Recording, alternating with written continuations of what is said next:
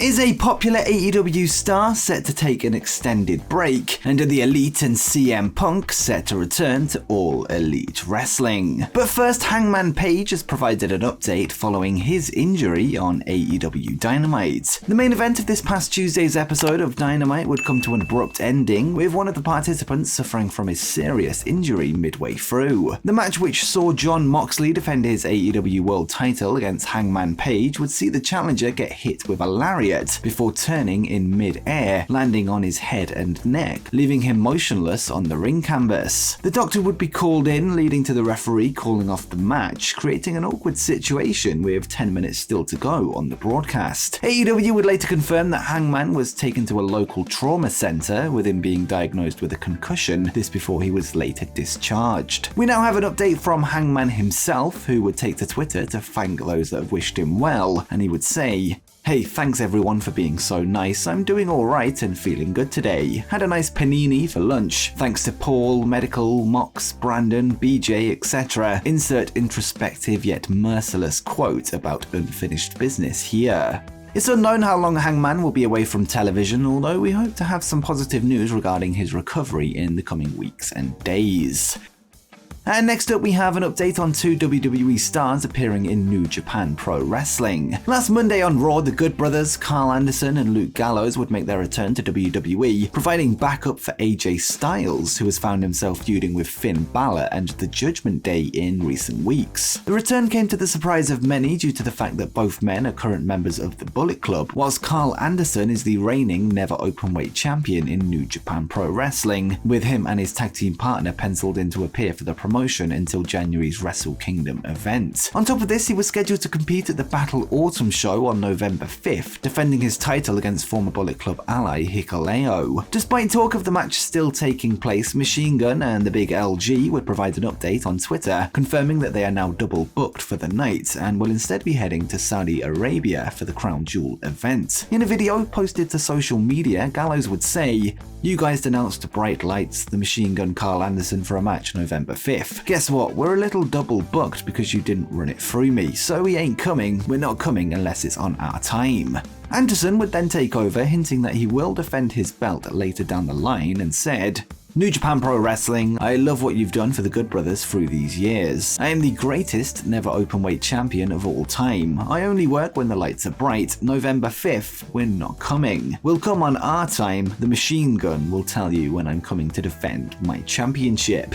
At Crown Jewel, the Good Brothers will team up with AJ Styles to take on the Judgment Day's Finn Balor, Dominic Mysterio and Damian Priest, with the Hikuleo match now officially being scrapped. It's unclear when they will make their return to New Japan, although they would recently confirm that they plan on working for the company until Wrestle Kingdom 17 on January 4th, with Fightful revealing that WWE gave New Japan a heads up before the surprise return.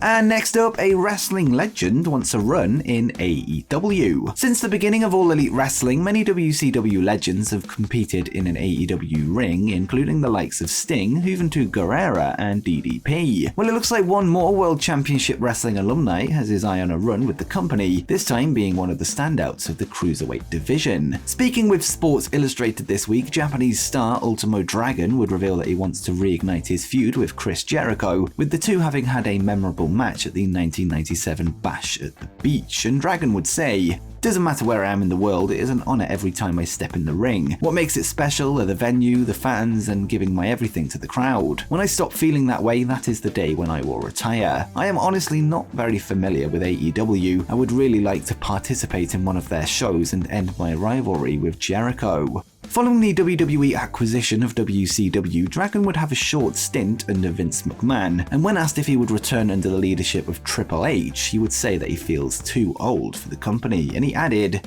"A lot of people always tell me I should go back with Levesque in charge, but to me it was an honor to work under McMahon. Even though he did not give me many opportunities, I learned a lot backstage about the business. I am too old to work for the WWE now." Whilst Dragon does say that he's too old, he is just 55 years old, and there is wrestlers members in both companies that are older than him. According to Sonny Ono, Ultimo Dragon's former WCW manager, AEW president Tony Khan did actually reach out to him over reuniting the duo in the company, although it remains to be seen if this will ever happen, and Ono is sometimes known to stretch the truth. As for me though, I'd love to see Ultimo Dragon compete in AEW at least once, perhaps not in a match with Chris Jericho, but to work with one of the younger talents. But let me know what you think in the comments down below.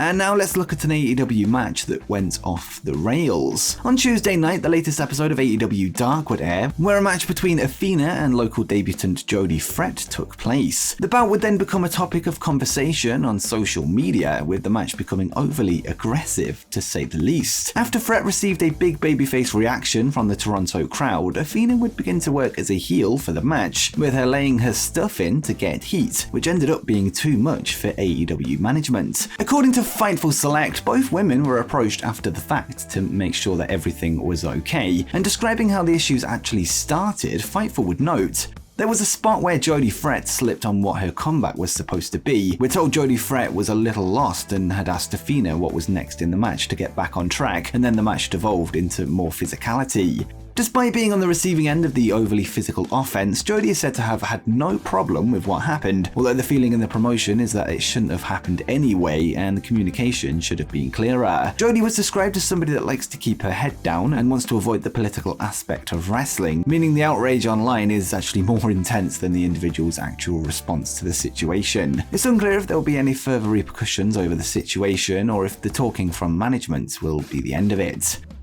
Next up is a popular AEW star set to take an extended break. Since Fyter Fest, All Elite Wrestling's second ever show, Darby Allin has been a staple of the homegrown movement in the company, being dubbed as one of the 4 pillars of AEW. His run has seen him involved in some high-profile feuds with the likes of Cody Rhodes, MJF, and he was even CM Punk's first opponent following his 7-year hiatus from wrestling. Not only that, but he has found himself aligned with the icon Sting, boosting his profile even further. Speaking with Renee Paquette on the Sessions podcast this week, Darby would reveal that it might be time for him to disappear for a while, allowing time for fans to miss him, noting how absence can make the heart grow fonder, and he would say, "I think people take a lot of wrestlers for granted with the stuff they do in the ring. There have been many times I haven't been off AEW since I started. I've had a 2 or 3 week break, but I haven't been gone for more than a month since AEW started. There was a time in the spring where I felt like I needed to disappear. I remember a moment last year, it was the Casino ladder match.